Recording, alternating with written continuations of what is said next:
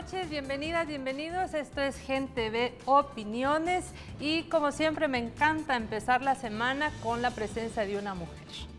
Y se trata de una mujer que tiene varios cargos, empezando por ser secretaria nacional de Arte y Cultura del Frente Farabundo Martí para la Liberación Nacional, FMLN, igualmente integrante de la Comisión Política del FMLN, vicepresidenta de la Junta Directiva de la Asamblea Legislativa y, por supuesto, presidenta de la Comisión de Hacienda y Especial del Presupuesto del mismo Congreso Nacional. Ya sabe de quién hablo. Se trata de la diputada Lorena Peña. Buenas noches, bienvenida. Buenas noches, es un gusto estar aquí con ustedes y con toda la teleaudiencia de Gente Ve. Bueno, y vamos a tratar con ella, obviamente, tema que tiene que ver con su cargo en la Asamblea, pero eso será al final. Al principio queremos abordar con ella una temática que ustedes que han seguido por tercer año consecutivo los diálogos de invierno, pues estarán esperando la temática de este año. Pero vamos a iniciar un poco hablando y conociendo por qué se plantea la tercera temporada de Diálogos Culturales de Invierno que realiza la Secretaría de Arte y Cultura, que nos haga un recuento desde el primer diálogo. Bueno, la Secretaría de Arte y Cultura del FMLN, en su último periodo de trabajo, ya desde hace 4 años, se planteó como una tarea fundamental promover una cultura progresista para la transformación social del país, que combatiera los valores neoliberales, que permitiera el forjamiento de un pensamiento y conciencia crítica, que fomentara el debate político y cultural como un mecanismo de la toma de conciencia de los ciudadanos, de las ciudadanas y de nuestro pueblo en su conjunto. Y es en el marco de esta visión que tenemos varias iniciativas. Por un lado, tenemos una línea de publicaciones literarias y de análisis que ha sacado a esta fecha 3 libros y tenemos 2 en el horno, ¿verdad? Dos poemarios, los registros de los primeros diálogos de invierno. Para esta jornada vamos a entregar el libro de los registros de la segunda temporada de diálogos de invierno y tenemos para noviembre, si todo nos sale bien, un libro único en su especie aquí en El Salvador, que es un compendio de 22 ensayos de análisis de la historia y la realidad de El Salvador desde diferentes perspectivas, trabajadas por intelectuales no orgánicos del FMLN, sino intelectuales destacados de la sociedad salvadoreña, y que pensamos este libro va a ser una contribución importante al forjamiento del pensamiento crítico salvadoreño. Entonces, en este marco también tenemos los debates culturales. Bueno, yo recuerdo que la primera temporada ustedes hablaban de perspectivas sobre la identidad en esta temática, se hablaba de los enfoques críticos del ejercicio de la ciudadanía y también una ponencia del pensador Hugo Semmelmann, que es, digamos, fue el plato fuerte de esa temporada. No. ¿Esto es lo que ahora se registra y que va a estar en el libro? ¿O se empieza por precisamente ver la identidad nacional y latinoamericana? Vaya, el primer debate que tuvimos fue para centrar el tema de la relación entre cultura y transformación social. Y esa temporada de diálogos se llamó Sobre Cultura y Transformación Social. Era nuestro primer foro y entonces tratamos de presentar una serie de temas que relacionaran cómo la cultura es a su vez un elemento de poder, es un elemento de transformación o de preservación de lo que existe. Y por eso las ponencias fueron diversas. Tuvimos identidades desde el feminismo y desde la diáspora. Tuvimos relación entre cambio social y cultura. Tuvimos varias ponencias sobre esto.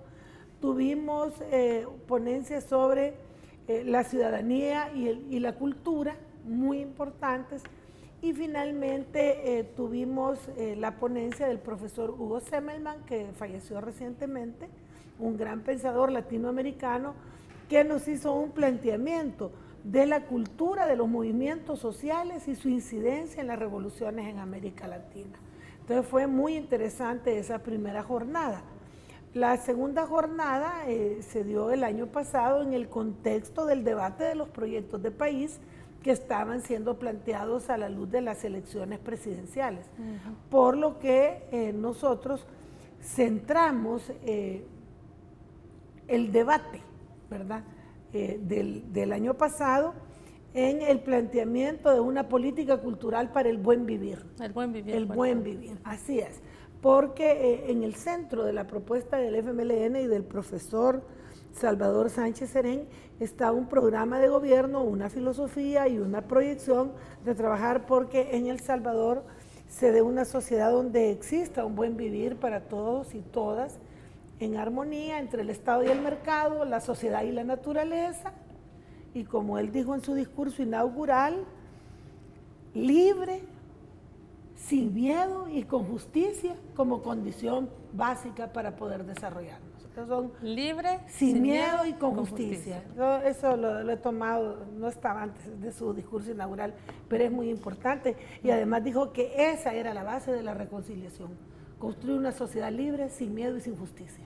Entonces, en ese marco tuvimos personalidades importantísimas en los diálogos pasados.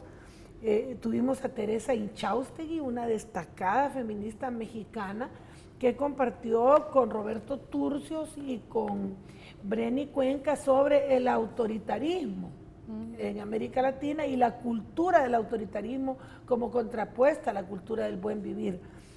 Roberto lo abordó desde la historia, Teresa desde los derechos de las mujeres y Breni pues dio una panorámica más integral. Tuvimos también la presencia de la doctora Carmen Bojorquez, que nos habló de los partidos políticos y su actuación en las sociedades que construyen el buen vivir. Ella hizo una crítica profunda y mordaz a los partidos tradicionales, cuestionó la burocracia y las jerarquías de los partidos tradicionales de derecha y de izquierda. ¿Qué nacionalidad tenía ella? Venezolana, ¿verdad? Y se pronunció entonces por partidos ligados a la ciudadanía, ligados a la gente, no burocratizados y con los valores que la transformación requiere. Entonces tuvimos a Carmen Bojorquez con nosotros, luego tuvimos un debate de jóvenes entre el DROS de Adhesivo y Margarito Nolasco de la Secretaría de la Juventud. Ellos nos plantearon los jóvenes y su problemática para tener un buen vivir, fue muy apasionante. Y finalmente el gran cierre, que nos acompañaron tres gigantes, ¿verdad? Celio Turino, el director de los puntos de cultura viva del Ministerio de Cultura de Brasil durante el periodo del presidente Lula, el vicepresidente de Bolivia, Álvaro García Linera, y nuestro ahora presidente, el profesor Salvador Sánchez Serén, que plantearon desde una perspectiva filosófica, política y económica los fundamentos para construir sociedades donde el buen vivir sea una realidad. Entonces fueron muy importantes. Entonces este año el tema es cultura y medios de comunicación y traemos, como vamos a ver más adelante, una serie de temas y ponentes muy buenos. Cualquiera se estará preguntando, bueno, no se dieron cuenta, hasta ahora que está la diputada aquí en Gente Ve saben que ha habido 2 diálogos anteriores. ¿Cómo se va a publicitar esto para que en esta tercera temporada, que entendemos empieza el día de mañana se sepa dónde va a ser, qué horarios va a tener y cuál es la temática planteada en esta tercera temporada? Bueno, hemos dado una conferencia con medios de comunicación, hemos girado más de 1000 invitaciones para que todo el mundo esté enterado, estamos en las redes sociales convocando, ¿verdad? Y también estamos viniendo a programas como Gente Ve, Radio Mayavisión y una serie de entrevistas, El Espacio, también estuvimos en La Clave, para dar a conocer el programa. Los Diálogos Culturales de Invierno 2014, la tercera edición ya de los Diálogos Culturales, será todos los martes de julio a partir de mañana, a las 5 de la tarde, en el Auditorium 4 de Ciencias y Humanidades y en la Facultad de Derecho. Quedan casi uno enfrente del otro, así es que no hay donde perderse. Ahí ¿verdad? tenemos en pantalla. La entrada es completamente gratis, no se necesita ser estudiante de la universidad para ir, solo tener el deseo de ir a oír esas presentaciones y participar de estos debates. ¿Por qué en esta tercera temporada se está planteando en estos diálogos culturales de invierno el tema de cultura y medios de comunicación social? ¿Cuál es la razón? Esa es una muy buena pregunta.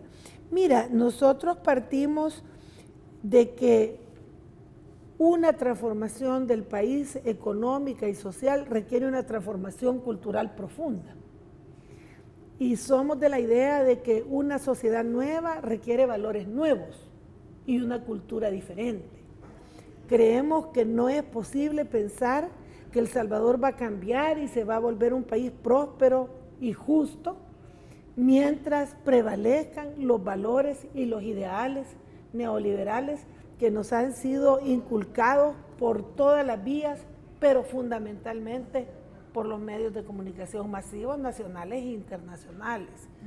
Nosotros creemos de que se necesita desarrollar el protagonismo de la sociedad, el protagonismo de sus individuos y de sus colectivos. Y este protagonismo solo es posible si la gente tiene pensamiento propio y si no se convierte en una oveja manipulada mediáticamente por los medios.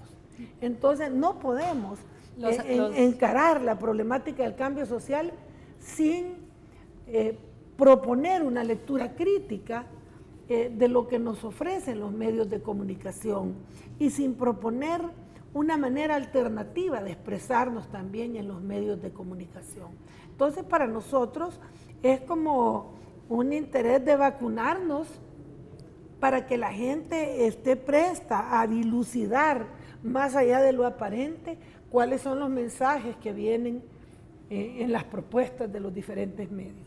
Dentro de los agentes socializadores de las conciencias y de las individualidades de los seres humanos, obviamente está la escuela, la iglesia, la casa y los medios de comunicación. ¿Quiénes van a estar acompañando estos diálogos culturales en estas jornadas donde van a abordar desde un punto de vista crítico el cómo se plantea el trabajo mediático en el país? Fíjate que antes de darte los nombres te quiero comentar algo.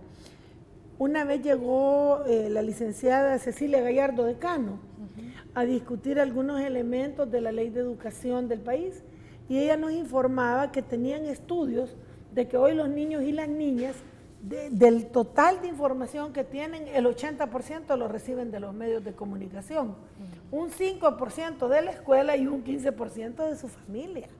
Ahí te puedes tú hacer a la idea de cómo es de importante estar analizando el papel de los medios de comunicación, ¿verdad?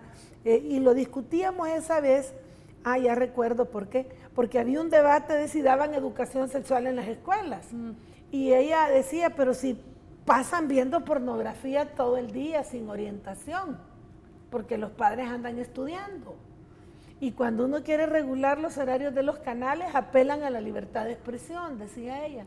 Entonces, ya que tienen información distorsionada, habría que educarlos en la escuela. Por supuesto, triunfaron los conservadores en aquel tiempo y fue descartado el famoso manual de educación que habían hecho con UNICEF, creo. Sí. Bueno, pero ahí viste tú un planteamiento claro de la incidencia de los medios. Ahora en estos diálogos, mañana 8 de julio va a estar Alicia Miranda Duque, Beatriz Rosales y su servidora Lorena Peña. Alicia Miranda Duque es una joven comunicadora licenciada en Comunicaciones y Periodismo, con maestría en Ciencias Políticas y conductora de un importante programa de televisión en Canal 10 y tiene una serie de artículos muy interesantes sobre el tema de los medios de comunicación y la cultura. Beatriz Rosales es licenciada en Periodismo de la Universidad de El Salvador, otra joven profesional, docente universitaria y tiene una maestría en innovaciones tecnológicas para las políticas educativas y otra maestría en comunicación social, aparte de que es gestora cultural y directora de la editorial Arcoíris. O sea, es una mujer con una amplia formación y con mucha experiencia. Y bueno, voy a estar yo por parte de la Secretaría explicando el punto de vista del FMLN sobre toda la jornada de los diálogos. El panel de mañana lleva el título Relación entre los medios de comunicación y los procesos de organización social y política.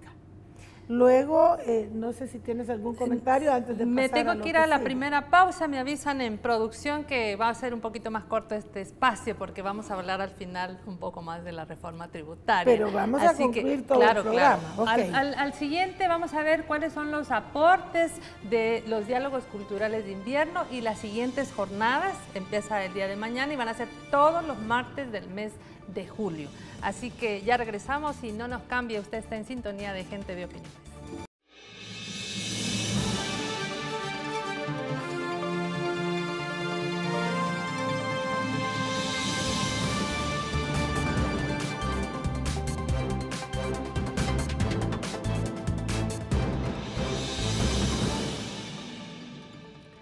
Le recordamos que Gente de Opiniones se encuentra en Cable Claro, Canal 75 y Canal 29, y si usted está frente a su computadora, en www.gentv.tv.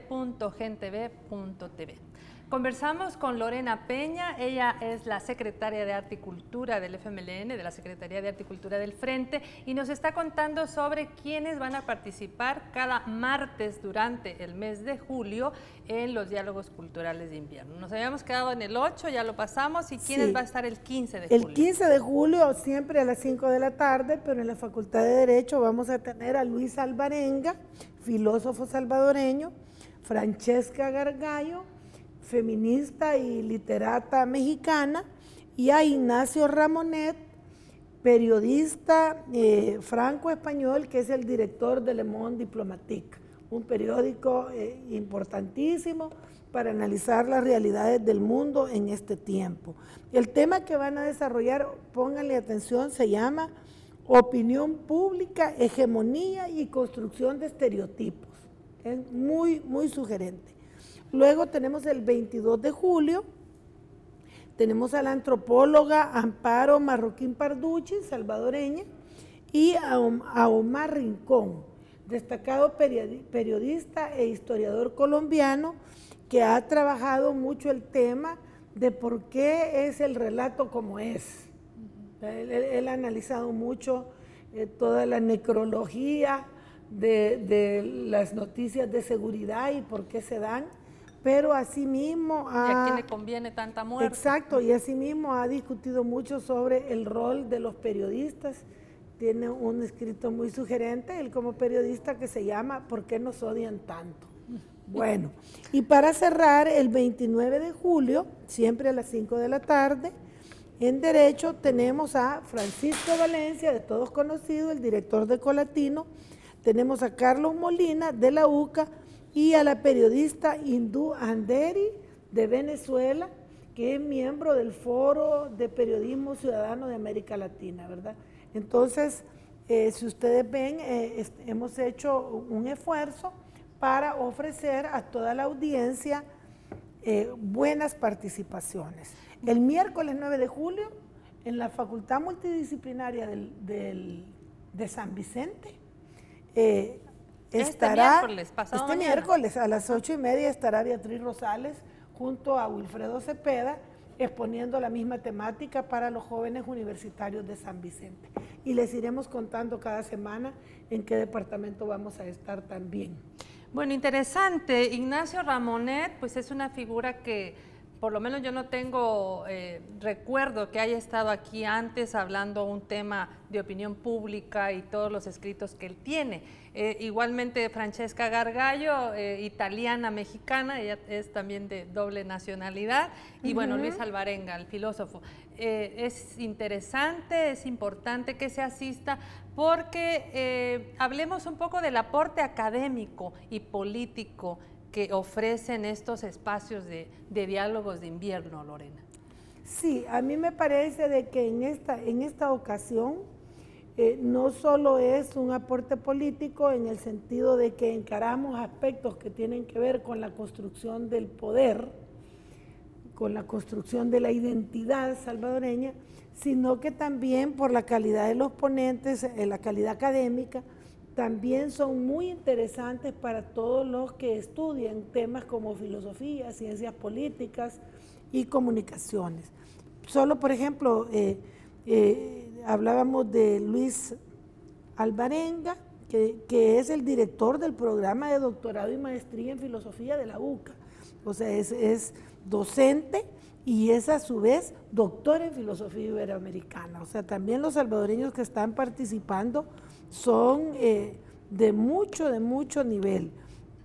Tienes, por ejemplo, Amparo Marroquín, como te decía, ella es candidata a doctora en filosofía iberoamericana en este momento. Docente de maestría de comunicación social.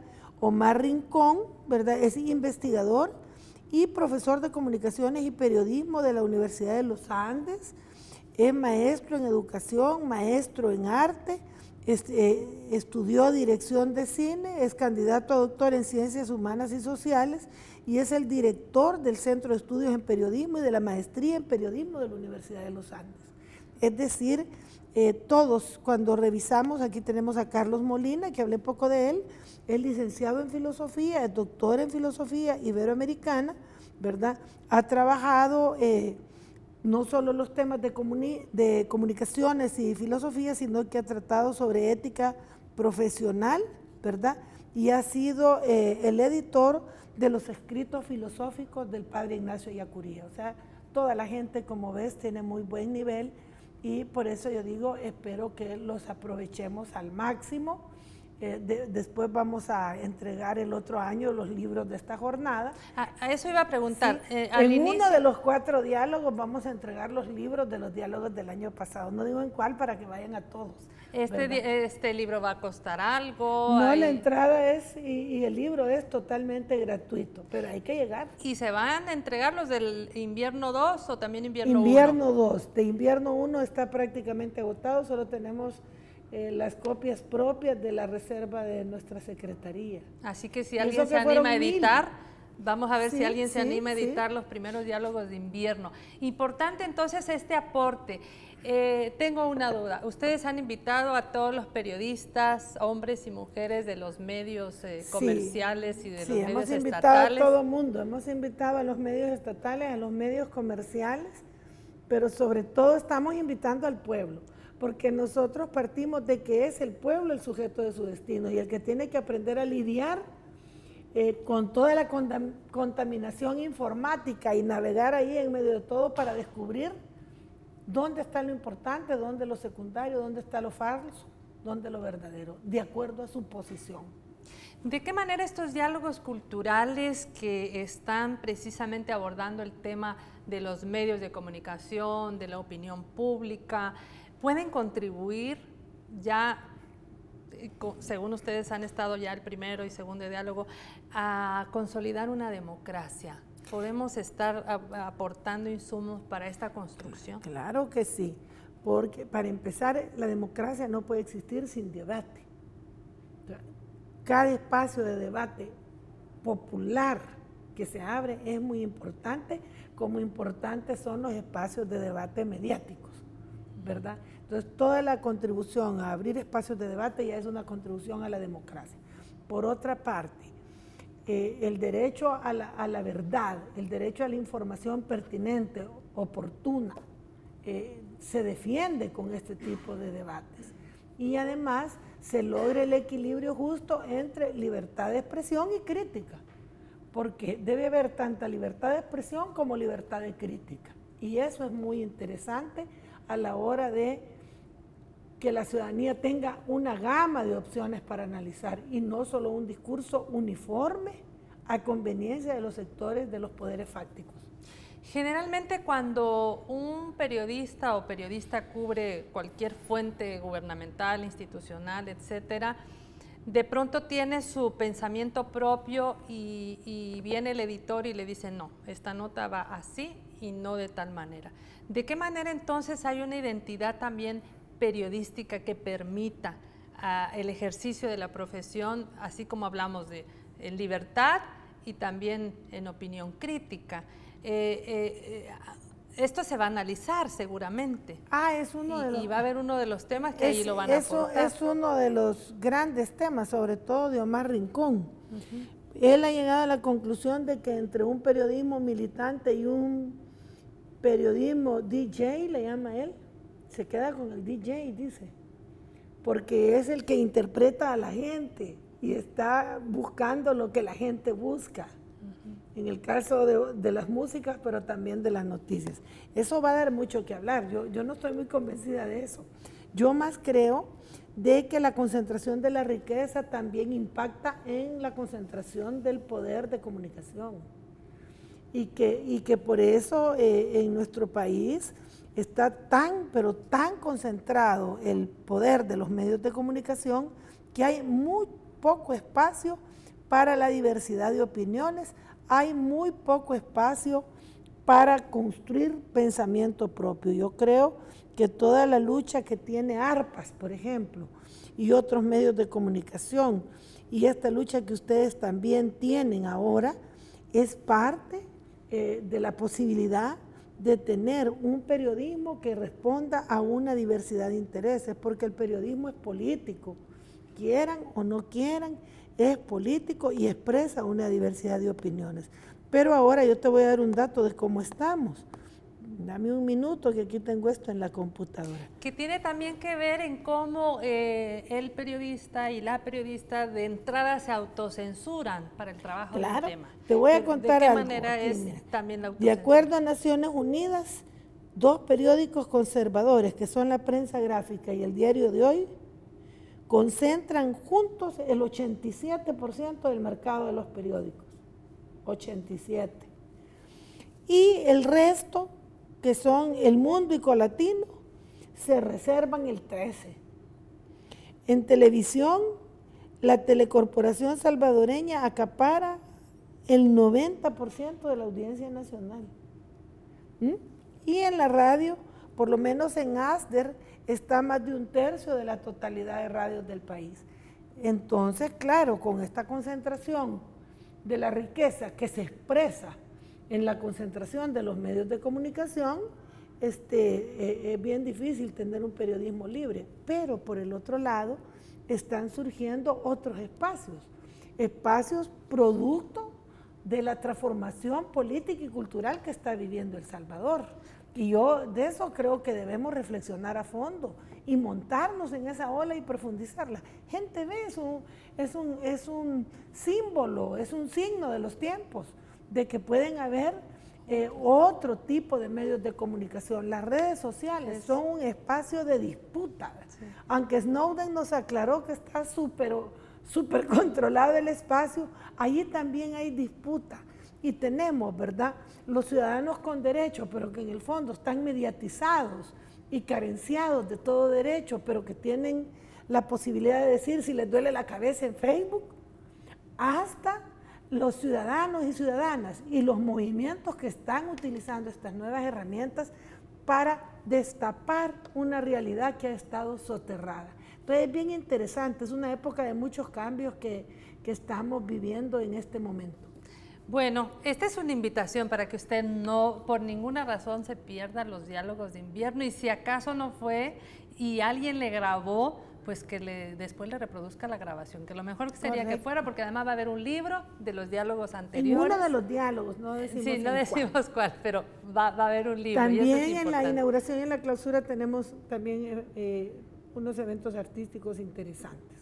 Muy bien, vamos a irnos al siguiente bloque y queríamos abordar ya otro tema que no tiene que ver con los diálogos de invierno, así que si usted está de verdad interesado, interesada, el día de mañana en el Auditorium 4 de la Facultad de Ciencias y Humanidades de la Universidad de El Salvador a las 5 de la tarde es la cita. En el próximo bloque vamos a abordar ya tema tributario y temas de Asamblea Legislativa, así que no nos cambien.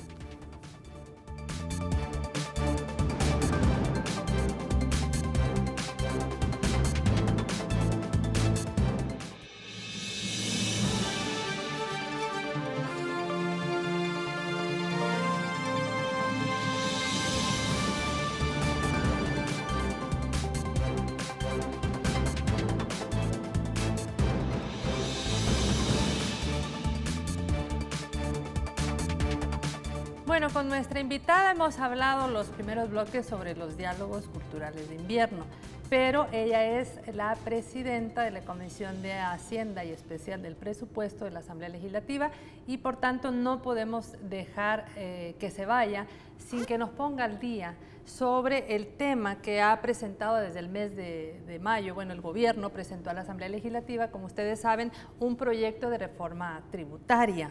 Hasta la fecha, pues esto ha tenido gran debate, gran discusión. Entonces, queremos que nos diga en qué situación se encuentra, diputada, en la Asamblea este tema de las reformas tributarias, que pretenden recaudar, obviamente, más impuestos. Bueno, quizá es importante comenzar explicando cuáles son los proyectos que tenemos en debate en la Asamblea Legislativa. Un primer proyecto es un proyecto de reforma a la ley de imprenta para establecer que los periódicos deben pagar impuestos como los paga Gente B y TCS y todos los que hacen noticias y publicidad, ¿verdad? Que los periódicos, por una decisión de los gobiernos pasados, pues hacen un gran negocio pero no pagan ningún impuesto. Entonces esa es una de las reformas. La otra reforma es a la ley del libro en el mismo sentido. Esta ha sido descartada por todos los partidos políticos porque consideramos que es muy débil el hábito de lectura y que entonces debemos favorecer más la producción literaria. Además, los libros no tienen anuncios, ¿verdad? Son netamente cuestiones científicas o culturales o educativos y no tienen publicidad. Por lo tanto, nosotros convenimos con todos los partidos en que no vamos a abordar el tema de la ley del libro. El otro proyecto que tenemos es un impuesto a las transacciones financieras y una retención para el control de efectivo. De 750. El impuesto a las transacciones financieras es un impuesto del 2.5 por mil arriba en las transacciones bancarias arriba de $750, ¿verdad? Que este impuesto permitiría que toda la gente que evade, que no declara, que declara pérdidas año con año, al menos pagaría un impuesto por las transacciones financieras. Y sería para transacciones superiores a $750. Tiene varias exenciones, por ejemplo, tiene exenciones por el pago de préstamos, tiene exenciones de pago de seguro social, de AFP, de pago de salarios, tiene exenciones de pago de servicios básicos, también de los desembolsos de $50,000 o menos para micro y pequeñas empresas. Este impuesto, aparte de golpear a los grandes evasores, una parte la pagan los bancos y por eso es que Avanza ha estado muy alérgica, ¿verdad? Porque en el caso de los desembolsos, ellos pagan este impuesto, que es del 2.5 por mil. Para que se hagan una idea, si hubiera una transacción de $10,000, lo que pagarían sería $25 por $10,000, ¿verdad? Entonces es una cosa bastante poca, pero que ellos la quieren magnificar. Sí, la derecha ha estado realmente magnificando, diciendo, si ustedes nos hacen estas reformas, lo vamos a trasladar al consumidor. Y ellos no pueden, los bancos, que son los que más están, no es tan fácil que lo hagan, porque tendrían que ponerlo en el préstamo. Le vamos a prestar el 2.5 por mil, porque nosotros lo vamos a pagar, pero si le prestan más, de todas maneras tendrían que pagar más. Entonces pueden hacer su trampa, pero no sería lo correcto porque no hay manera, porque no es el IVA, no lo podés sumar al precio de nada. Y el otro es una retención.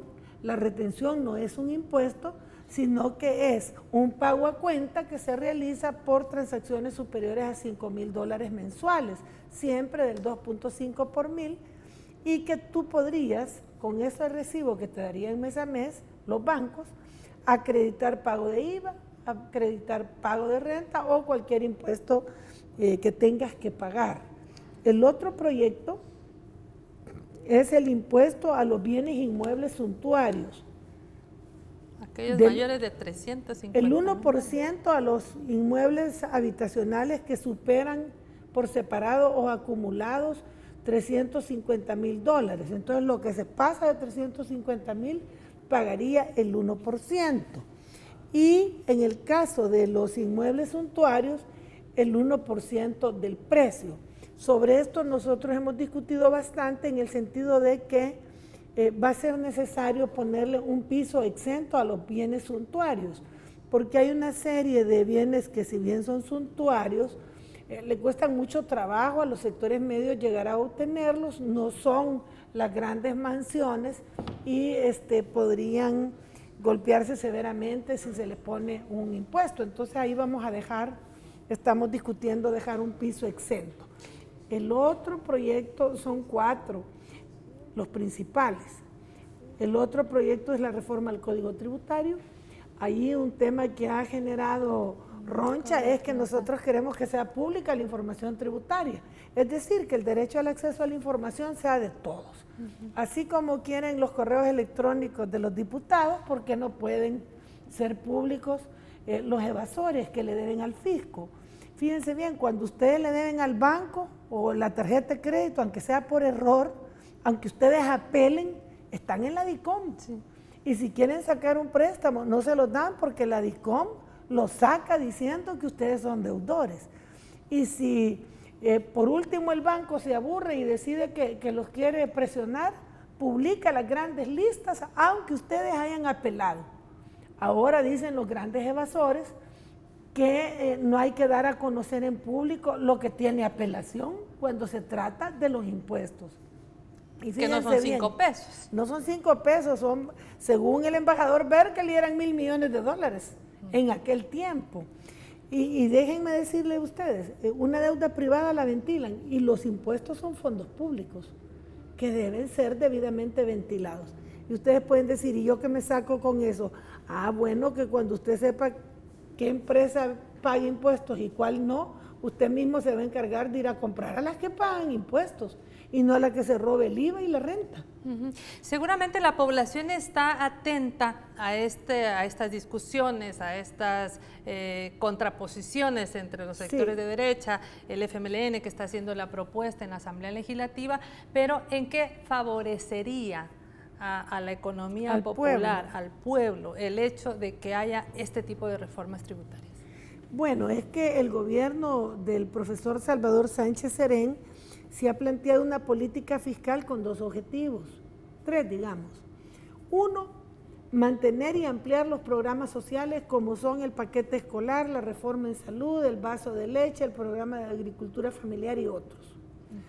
2, abrirle el espacio fiscal a la inversión pública para generación de crecimiento.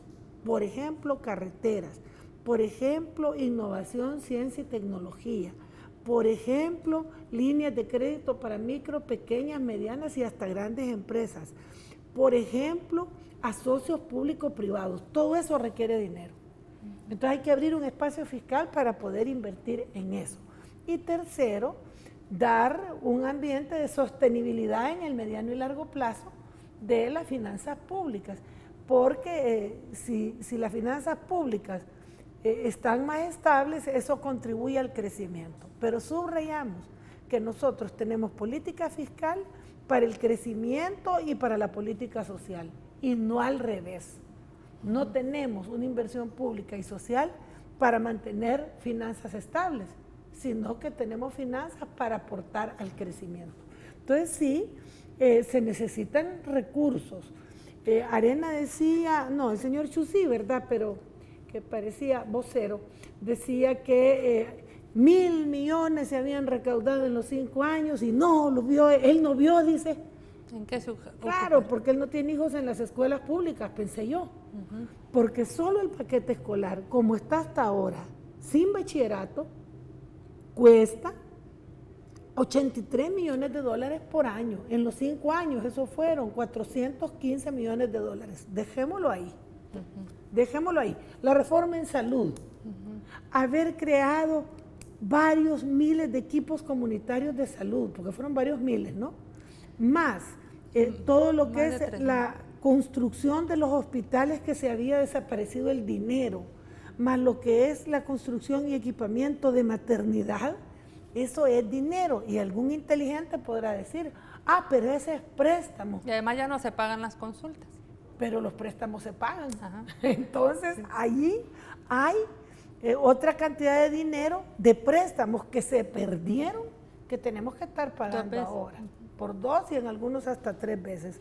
Y luego hemos planteado ampliar los programas. Y si queremos ampliar los programas, entonces necesitamos más recursos. Fíjense bien, 1 de cada 5 jóvenes dicen que ni estudia ni trabaja. Y dicen que la inmensa mayoría de jóvenes llega a 9º grado y no entra al bachillerato. ¿Qué ha planteado el profesor Sánchez Serén? Meter el paquete escolar en bachillerato. Ampliarlo. Ajá, pero esos son 200,000, 300,000 jóvenes que va a ser una gran ganancia que logren terminar su bachillerato o algún técnico, pero en eso hay que invertir. Segundo, ha planteado completar las escuelas inclusivas de tiempo pleno. Hay 4,000 escuelas, más o menos. 2,000 ya más o menos están encarriladas y las otras 2,000 tienen que pasar a escuelas de tiempo pleno. Eso quiere decir que funcionen el doble de tiempo. Eso requiere recursos. Entonces, los que dicen que no saben para qué queremos el dinero son los que o no se enteran o no viven a la par de la gente o no tienen imaginación para pensar el futuro que El Salvador merece. Hay analistas de derecha que escriben en esos periódicos que dicen que pues sí, dar uniformes y dar útiles, eso no es hablar de desarrollo, ¿que para qué? ¿Qué importa? Que debería de hablarse de un desarrollo sostenible, diferente.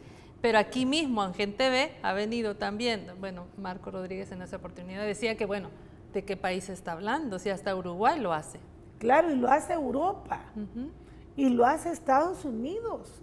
O sea, no hay país que se precie de ser medianamente desarrollado que no tenga este tipo de programas que aquí los escandalizan. Y no hay país que se precie de ser medianamente desarrollado que no pague una carga impositiva de como mínimo el 24%. Aquí mismo en América Latina el promedio es 20-21%. Y nosotros estamos en un gran escándalo porque queremos llegar al 17%. Y ocurre que cuando están estas reformas fiscales se empiezan a criticar más a obras públicas, a educación, a salud, que 2, 3 planas en los periódicos de que no hay medicinas.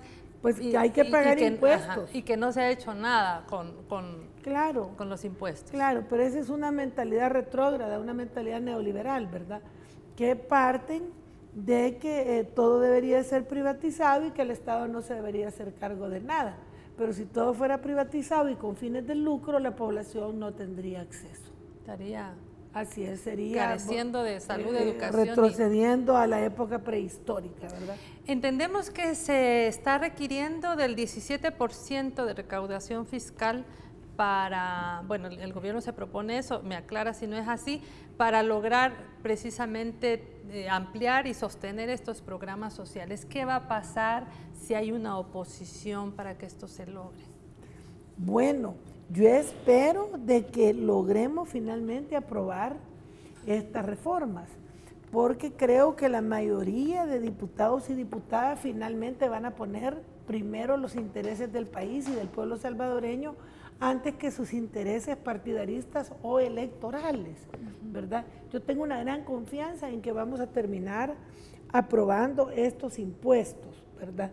De no aprobarse, lo que tenemos es serias dificultades para ampliar los programas. Ahora, yo le quiero dar este mensaje a Arena: no vamos a hacer despidos masivos, porque yo creo que ellos detrás de eso van. Quieren que haya una crisis fiscal para que echen a todo el mundo a la calle, así como ellos solían hacerlo. Pero nosotros no vamos a hacer despidos masivos. Nosotros estamos trabajando por tener diferentes alternativas para sacar el país adelante y hay que tener muchísima confianza. Estamos trabajando no solo en el tema de los impuestos, estamos trabajando el ingreso a Petrocaribe, estamos trabajando por la búsqueda de nuevas fuentes de cooperación y estamos trabajando por ampliar nuestro comercio en el mundo. También se empieza a tirar otra cortina de humo con este tema de aprobación de reforma fiscal y desafuero de diputada, y que entonces una cosa se habla en el diálogo y otra cosa ocurre en la votación. ¿Qué le podemos decir a la población de esta información que la mayoría de medios no las ofrecen de esa forma? Es que es un ridículo. ¿Y qué tiene que ver la necesidad de financiar el paquete escolar con el desafuero de la diputada? O sea, yo creo que los medios quieren enredar, algunos medios, no todos los medios, quieren enredar la cosa. El tema del desafuero de la diputada va a dilucidarse en los juzgados. Nosotros ya ni tenemos que opinar al respecto, la verdad, porque no tenemos ya ninguna competencia. Nuestra competencia era valorar si podía o no encarar el juicio, pero ni siquiera tenemos ya que ver en los resultados del juicio. Ya salió de la... Nada, eso ya no tiene nada que ver con nosotros, ¿verdad? Y la necesidad de financiar el paquete escolar, la necesidad de financiar Fomilenio, si no nos lo dan, la necesidad de promover los asocios público-privados, que la misma empresa privada pidió que comprometiéramos casi 800 millones de dólares en los asocios. Hombre, tiene que verse con responsabilidad. Sí, porque se ha dado ya se dio esa situación. Sí, hasta sacaron nuestras fotos y nosotros votamos públicamente, nunca nos hemos escondido, y menos ahora, solo en tiempos de la clandestinidad, porque nos mataban, pero por una foto en el diario no nos vamos a esconder. Claro. O sea, esas son campañas mediáticas. Eso quizá lo vamos a analizar en los diálogos. En los diálogos. Y también el tema, diputada, de las tasas municipales. Resulta que en los medios de comunicación ha pasado desapercibido lo que en redes sociales sí podemos leer y podemos ver, que es el aumento de las tasas municipales en el caso de la alcaldía de San Salvador, que se han ido a por 1000. Entonces, sí, por un lado se habla de no reforma fiscal, pero por otro lado se habla de incremento a estas tasas. ¿Cómo lo podemos ver? Es que siempre hay una doble moral, ¿verdad?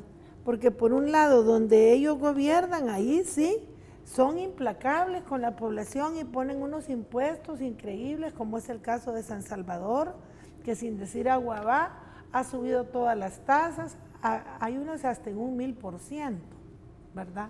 Y que la ciudadanía ya lo está resintiendo. Y eso tiene que ver con que ellos se endeudaron hasta decir ya no para la campaña presidencial de Quijano, porque esa deuda, esa titularización, esa sí que no se vio. O tú has visto obras por 60 millones de dólares de la alcaldía de San Salvador. No. Pues sí, porque ¿dónde están? Pues dijeron que les habían regalado lo del Salvador del Mundo, ¿te acuerdas? Sí. Unos amiguitos, como dice el alcalde. Y yo no creo que los pajaritos de ahí del redondel cerca de la universidad hayan costado 60 millones de dólares. Sí, muy alto. El trolebús, o no sé cómo se llamaba, el que trajeron, dijeron que era regalado. Ajá. Que no sirvió, que no pues, sirvió, pero era regalado. Entonces, ellos no han dado explicación de en qué realmente gastan el dinero, pero sí han sido buenos para subir las tasas. Y bueno, hay casos patéticos, ¿verdad?, que da hasta pena, como es el caso de Mexicanos, donde la gente ha pagado todos sus impuestos y todos conocemos la tragedia que están viviendo. Sí, pero incluso hasta gente que capturaron y después liberaron, que llegaron de otros municipios a colaborar en esta tarea. Entonces, la responsabilidad también de los gobiernos locales en el tema de cómo utilizan los impuestos de la gente es importante. Es importante, por eso nosotros estamos muy de acuerdo en esta manera de rendir cuentas que tiene el gobierno desde que llegó el presidente Funes y que continúa el profesor Sánchez Serén, porque la ciudadanía debe saber en qué se gasta. Yo por eso les doy datos. Miren, otro dato, hace poco aprobamos un préstamo para construir el bypass de San Miguel. Cuando dijeron que valía 122 millones, yo dije, eso es una estafa porque es un bypass, según yo era un pasito a desnivel. No, resultó que es una carretera periférica que mide 33 kilómetros de largo y que tiene que pagar derechos de vía porque va a tener que comprar toda esa tierra por donde va a pasar, y que tiene por objetivo viabilizar el tráfico internacional que está dificultando la movilidad comercial en El Salvador. Entonces vale, imagínense, 122 millones, un tramo de carretera. Y ahora dicen que... 3 veces el hospital de el nuevo Hospital Nacional de la Mujer. Pero resulta que tenemos que desarrollar toda la franja costero marina, oriental y occidental. Resulta que tenemos que llevar a donde cultiven tomates y hortalizas buenas calles para que conduzcan a los mercados. Todo eso es dinero. Nos están diciendo que nos vamos a despedir. ¿Para cuándo se está pensando la votación de las reformas tributarias? Cuando tengamos los suficientes votos para ser aprobada. Ya los debates casi han concluido, hemos oído, como dicen, a todo mundo, ¿verdad? Y ahora falta pues que procesemos con los partidos sus observaciones y sus objeciones. Nosotros, el FMLN, estamos abiertos a mejorar los proyectos a fin de que puedan ser aprobados a la mayor brevedad posible.